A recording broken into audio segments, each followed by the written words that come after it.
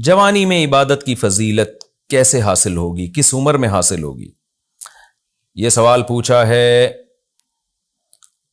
ابن شاعر کراچی سے۔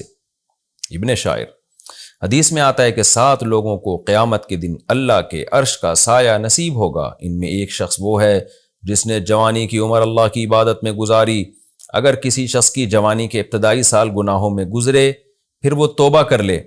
تو کیا وہ اس فضیلت میں داخل ہوگا یا نہیں؟ نیز اگر انسان سے کبھی کبھار صغیرہ یا کبیرہ گناہ ہو جائے اور وہ فوراً توبہ کر لے تو کیا پھر بھی اس فضیلت میں داخل ہوگا یا نہیں؟ ابن شاعر کراچی سے۔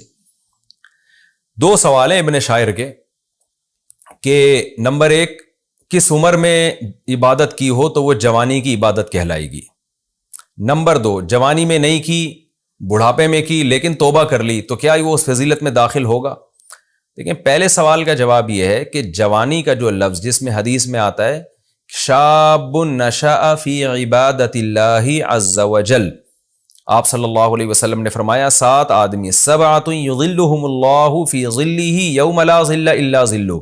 7 لوگوں کو اللہ اپنے سائے میں جگہ دے گا۔ ان میں ایک وہ نوجوان جس نے جو جوانی میں اللہ کی عبادت میں پروان چڑھاؤ،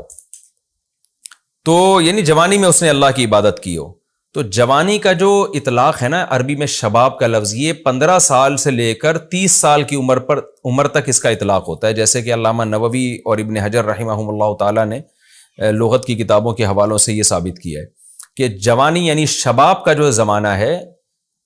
30 سال کے بعد بھی آدمی جوان رہتا ہے لیکن شباب نہیں رہتا، نوجوان نہیں رہتا۔ جوان ہونا الگ چیز ہے، نوجوان ہونا الگ چیز ہے۔ تو 15 سے لے کے 30 سال کی عمر میں اگر کسی کو توبہ کی توفیق ہو گئی اور اس 30 سال گزرنے سے پہلے اس نے اللہ کی عبادت شروع کر دی تو انشاءاللہ وہ اس حدیث کی فضیلت میں داخل ہوگا۔ رہا مسئلہ کہ 30 سال سے زیادہ عمر گزر گئی، اس کی بدماشیوں میں گزار دی، عیاشیوں میں گزار دی، لیکن اب اس کو خیال آ رہا ہے کہ یار اب میں توبہ کر لیتا ہوں،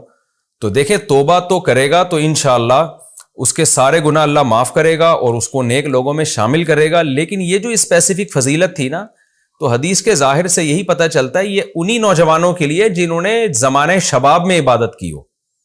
زمانہ شباب میں۔ تو زمانہ شباب کے بعد توبہ کر لی تو توبہ کا ثواب تو ملے گا اس کو، لیکن یہ والی فضیلت جو خاص ان لوگوں کے لیے، وہ فضیلت جو نوجوان کے لیے عبادت میں وقت گزارا ہو، وہ فضیلت بہرحال حاصل نہیں ہوگی۔ تو اصول اور ضابطے کے لحاظ سے تو یہی ہے جو میں نے بیان کیا، کیونکہ حدیث میں جوانی میں عبادت کا تذکرہ ملتا ہے، تو ظاہر اس نے جوانی میں عبادت نہیں کی، ہاں بعد میں توبہ کر لی تو توبہ کا ثواب اپنی جگہ اور اس کے گناہ ضرور معاف ہو جائیں گے، لیکن یہ فضیلت حدیث میں اسپیسیفک انہی لوگوں کے لیے ہے جنہوں نے نوجوانی میں اللہ کی عبادت کی ہو۔ تیسرا جو آپ نے سوال پوچھا تھا، 2 میں نے ذکر کیے، تیسرا بھی سوال ہے کہ اگر کوئی نوجوانی میں اللہ کی عبادت کرتا ہے لیکن کوئی گناہ اس سے ہو جاتا ہے، تو دیکھیں اگر صغیرہ گناہ ہوتا ہے تو وہ تو اللہ تعالیٰ نمازوں سے معاف کر دیتے ہیں اور صدقات و خیرات سے معاف کر دیتے ہیں۔ ان الحسنات یذہبن السیئات، قرآن کہتا ہے نیکیاں برائیوں کو کھا جاتی ہیں، تو وہ تو خود بخود بھی معاف ہو جاتے ہیں، بشرطے کہ بار بار ان صغیرہ کا ارتکاب نہ ہو۔ اگر صغیرہ کا بار بار ارتکاب کرے گا تو وہ بھی کبیرہ بن جائے گا۔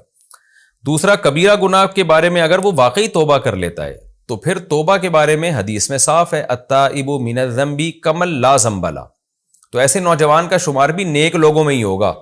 جس سے کبیرہ گناہ ہو جائے لیکن وہ سچی توبہ کرے۔ لیکن توبہ کی ڈیفینیشن سمجھ لیں، جو ہو چکا اس پہ ندامت ہو، اس وقت چھوڑ دے اور آئندہ نہ کرنے کا پکا عزم ہو، دل سے عزم ہو کہ میں نہیں کروں گا، ایسے نہیں کہ اوپر سے بول رہا ہوں۔ یہ 3 شرطیں پائی جائیں گی۔ اس شرط کے ساتھ اگر کوئی واقعی سچی توبہ کر لیتا ہے تو اس کا شمار گنہگاروں میں اللہ کی نظر میں نہیں ہوتا، نیک لوگوں میں ہی ہوتا ہے، اور وہ نوجوان بھی اسی فضیلت میں انشاءاللہ داخل ہوگا جو اللہ کے سائے کے نیچے ہوں گے قیامت کے دن۔ داڑھی کاٹ